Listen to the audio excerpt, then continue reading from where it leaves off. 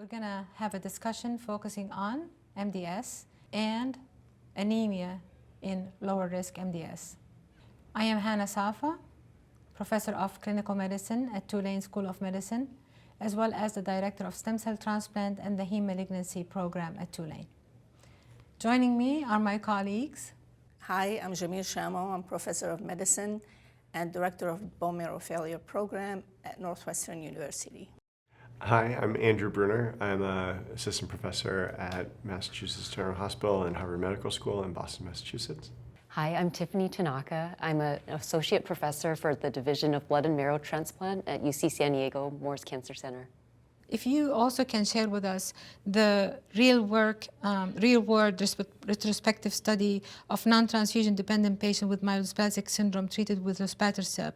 It's a healthcare claim database study, and they looked at the data or the results or what happened to patients who somehow, and I wonder how, they received Luspatercept before they became transfusion dependent. So can you share that with us? I think that the real world data evidence can be very helpful at times because you may derive sort of hints as to the responses or perhaps even physicians' preferences and patients that may not have been included in the clinical trials. I think in that sense there's some benefit to understanding real world data.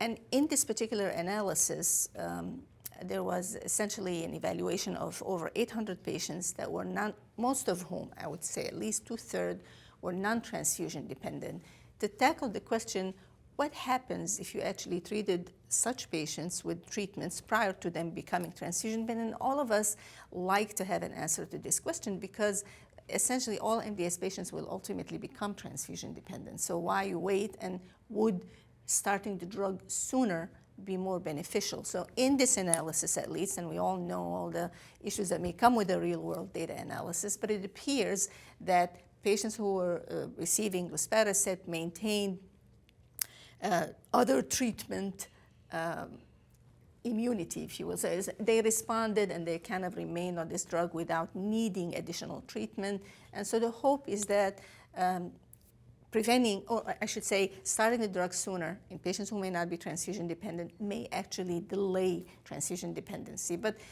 And I wonder what my colleagues feel, but I feel like this should be challenged and perhaps reanalyzed in a frontline setting.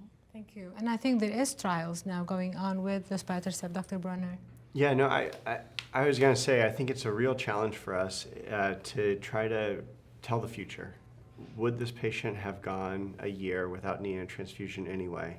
Mm-hmm. Or is intervening somehow changing the course of that? I think the data that we have from MDS in general that gives us some insight into that possibility is maybe the Sintra-Rev data, showing early intervention with low-dose lenalidomide for 2 years can delay the time to transfusion independence. But even with that data, I myself struggle with what's the best course of action for a patient.